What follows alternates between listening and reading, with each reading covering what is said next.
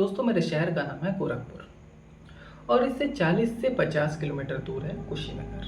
पर इन दोनों जगहों के बीच में एक छोटा सा जंगल पड़ता है जिसका नाम है कुश्मी जंगल। ये जंगल बहुत बड़ा नहीं है पर बहुत छोटा भी नहीं है और इस रोड से जो कोई भी रात में गुजरता है उसको कुछ ना कुछ या तो दिख जाता है या महसूस हो जाता है। एक चीज़ और नोटिस करने की ज़रूरत है, इस जंगल में एक माता का मंदिर है जिसको हम बुढ़िया माता कहते हैं। तो कुछ लोगों का ये कहना है कि माता खुद रात में भ्रमण करती है। इन दोनों शहरों के बीच का जो डिस्टेंस है वो 40 से 50 किलोमीटर है, पर बसेस काफ़ी कम अवेलेबल हैं, रात में और भी कम। आज की कहानी राकेश ने हमें शेयर की है। राकेश कुशीनगर में रहते हैं और गोरखपुर में जॉब करते हैं। उनका डेली अप डाउन होता है। ऐसे ही गर्मियों का मौसम था और उस दिन अचानक से बारिश काफ़ी हो रही थी। तो राकेश ये फैसला करते हैं कि नहीं, ऑफिस में रुक जाता हूँ कुछ देर, बारिश अभी कम होगी तो मैं निकल के घर चला जाऊँगा। बारिश काफ़ी हो रही थी, रात के 9:30 हो चुके थे और राकेश को लगता है कि बारिश अब नहीं रुकेगी। खैर, राकेश कुछ देर और वेट करते हैं और जैसे ही उनको ये महसूस होता है कि बारिश थोड़ी कम हुई है, वो भागते हुए ऑफिस से बस स्टेशन की तरफ निकलते हैं। और उनका सबसे बड़ा डर यही था कि कहीं उनकी बस ना छूट जाए, क्योंकि ऑफिस से वो निकल चुके हैं और अगर बस भी छूट गई तो वो कहाँ जाएंगे। जैसे तैसे वो जाते हैं, बस स्टेशन पहुंचते हैं, वहाँ पूछते हैं तो उनको पता चलता है कि आखिरी जो बस थी वो निकल चुकी है। मायूस होकर राकेश एक बेंच पे बैठ जाते हैं। कुछ देर वो बैठे रहते हैं तो राकेश को सिगरेट पीने की तलब लगती है। उन दिनों राकेश बहुत ज़्यादा सिगरेट पिया करते थे, तो पास ही एक छोटी सी दुकान में जाते हैं और सिगरेट लेते हैं। कुछ दूरी पर उनको एक बस खड़ी दिखाई देती है जिसमें लोग बैठे रहते हैं और बस पे लिखा रहता है कुशीनगर। राकेश खुश हो जाते हैं। वो कहते हैं अभी तो कंडक्टर कह रहा था कि अब आखिरी बस जा चुकी है, पर यहाँ तो बस है।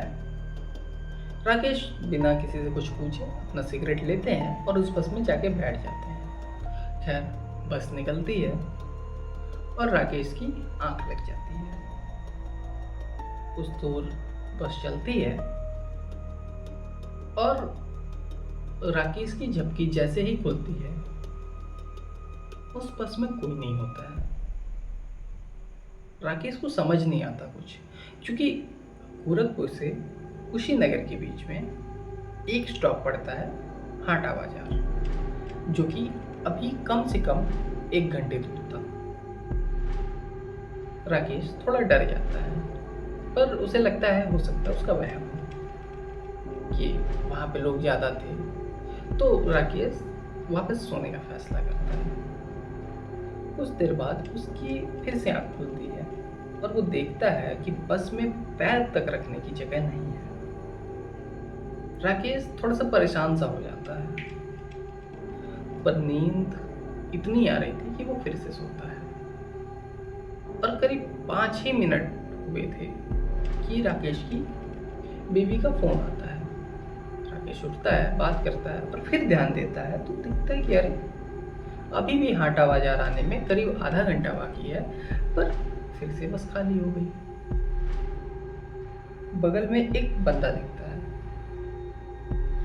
उसकी उम्र करीब 44 साल थी और वो बैठ के गुटखा खा रहा होता है। राकेश पूछता है, भैया अभी तो बस भरी हुई थी।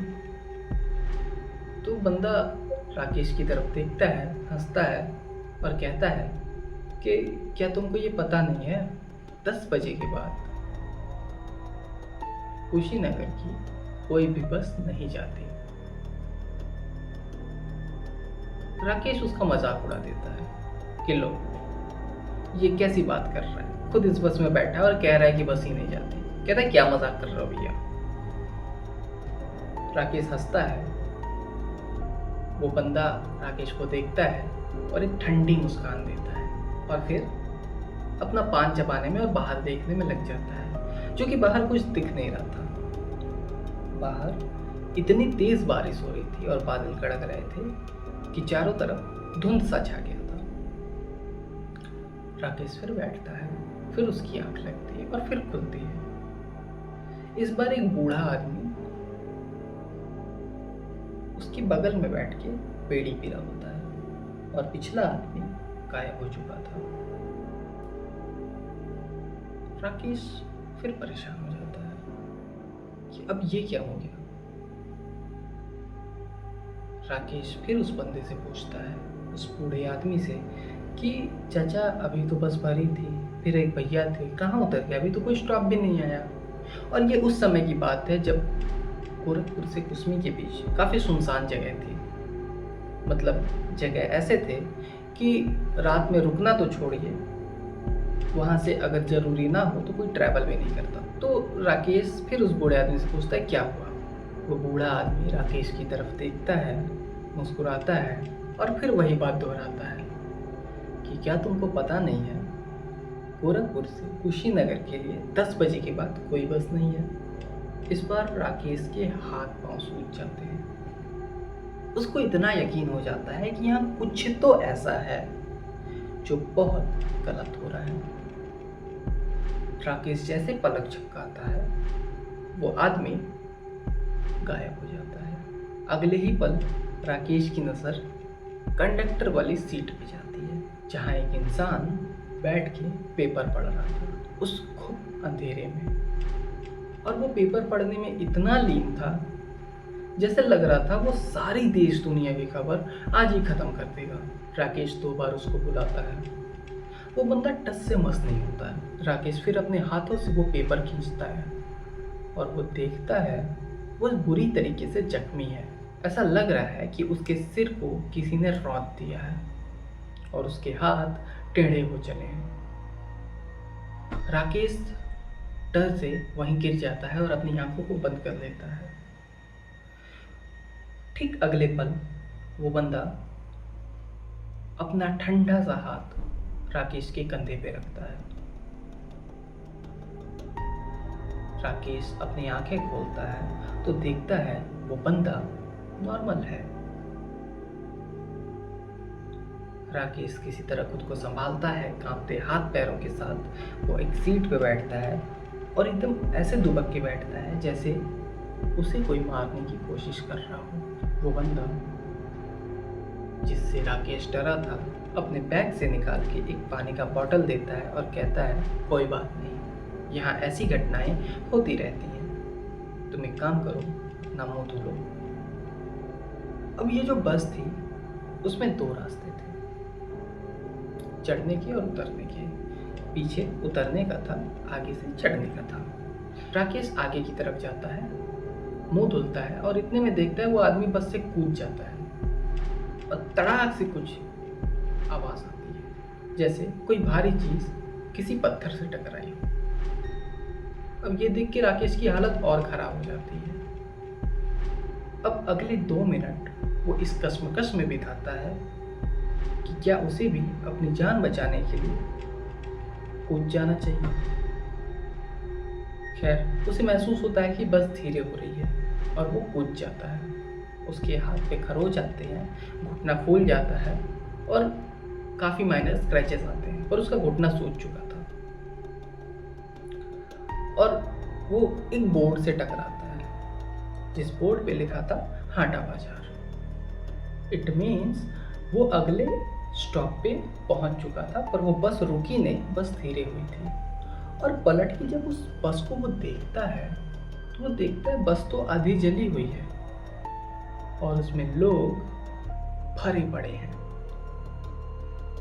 पर उन सब में एक चीज कॉमन है, वो सब या तो दर्द से तड़प रहे हैं या फिर मर के लटके हुए हैं। खैर राकेश उठता है, खुद को संभालता है और पास में एक चाय की दुकान पे जाता है। और जैसे ही दुकानदार उसको उस हालत में देखता है, दुकानदार समझ जाता है दुकानदार कहता है, का भैया तू हो कि दिग्गिल का वो बसवा। राकेश पूछता है कि आखिर माजरा क्या है। तो वो चाय वाला बताता है कि कुछ साल पहले यहाँ पे एक मेजर एक्सीडेंट हुआ था, जिसकी वजह से ये सारी चीज़ें किसी न किसी के साथ होती हैं। खैर, हॉन्टेड कहानी के इस एपिसोड में बस इतना ही। मिलते हैं एक नई कहानी के साथ, एक नई सच्ची घटना के साथ अगले एपिसोड में। तब तक के लिए लाइक करें, सब्सक्राइब करें और शेयर करें इस चैनल को। धन्यवाद।